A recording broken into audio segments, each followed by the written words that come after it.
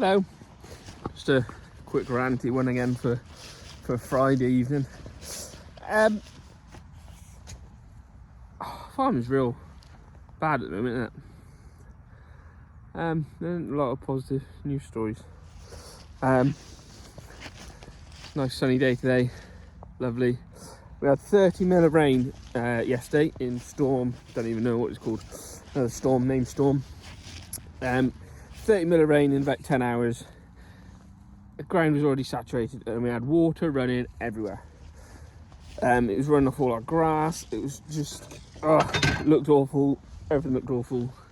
Spent the day working out what we were going to do with water.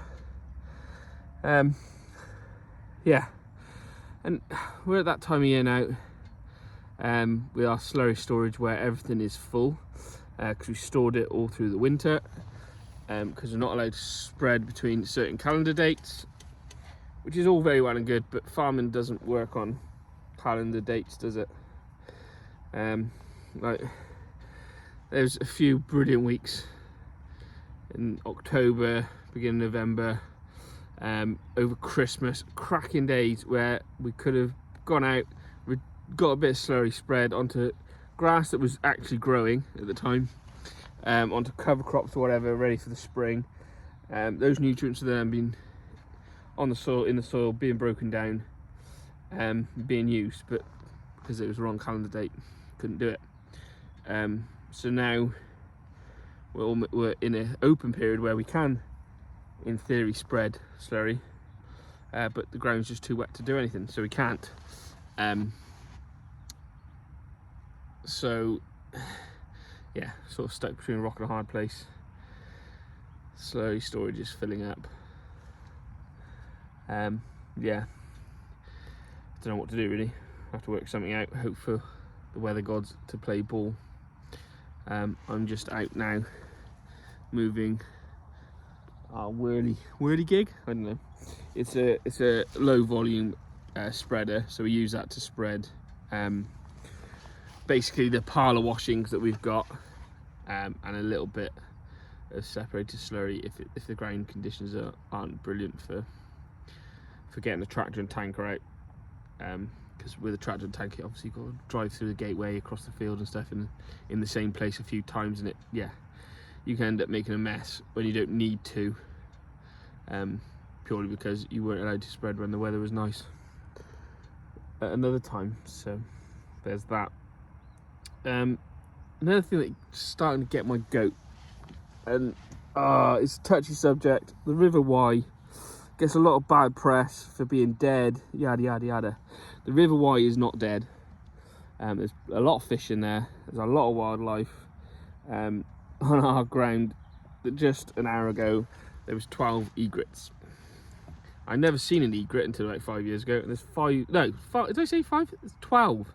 There was 12 stood out on one piece of field of ours. There's otters around, kingfishers, herons, got loads of herons around. Never used to see them as a kid. Loads of them around. And obviously they're all eating something that's in the river, so the river's not dead. There is a problem with the Wye, definitely. I'm not saying there isn't. That used to be full of river weed that has got a special name, can't think of it at the moment. Used to be full of it. It's not there anymore. I don't know why. There is a theory amongst ourselves that the swans, 5-6 years ago we had a huge population of swans, like hundreds of swans around. One year they ate a whole crop of barley that we'd grown down by the river. They ate the lot, stripped all the heads off, ate it all. But they all disappeared with bird flu. I say all, there's still a population of swans, but nowhere near what it was sort of 5 years ago. But they used to, like, you saw how much grass and barley and stuff they ate, but they'd also eat all the weed, but they'd rip it out, rip the whole plant out of the riverbed. So whether they were a factor in destroying it in the river, I don't know. It's all a very complicated thing where loads of different factors are at play. But this thing about phosphates from agriculture being a massive problem in the Wye, Maybe, but our indices on phosphates, we don't buy in any phosphate fertilizer. The only phosphate that gets applied is what's in the manure that we've got, and our indices are going up, and we've got really strong indices on our ground. Well, if agriculture was losing so much phosphate, then how are those indices going up? Those indices are going up because they're not being taken off by the phosphate's not being taken off by the crop, which means it's not accessible for the crop, because we're not over applying. We're definitely not over applying phosphate. So the indices is still going up, so it's getting locked up in the soil. Okay, so you get soil runoff into the water course.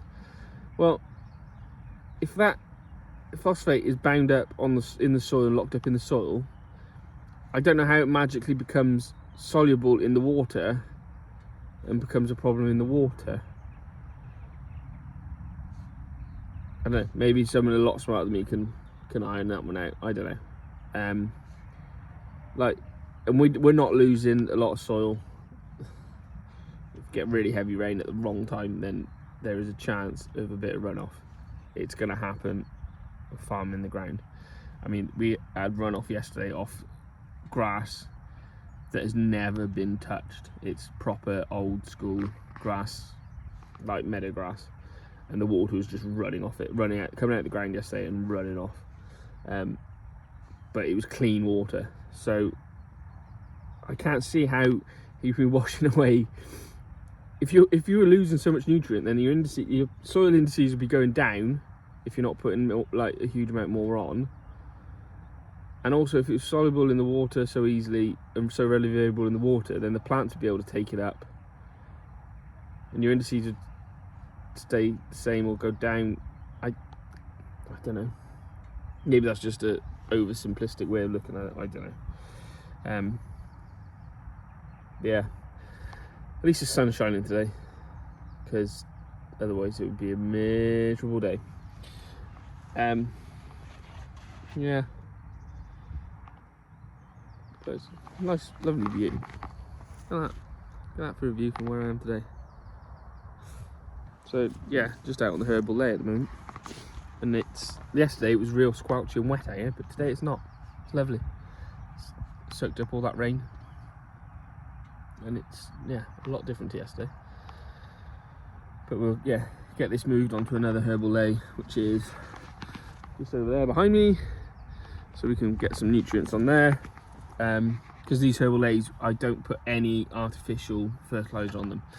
They just have cow slurry, and then muck from when the cows are grazing it or whatever.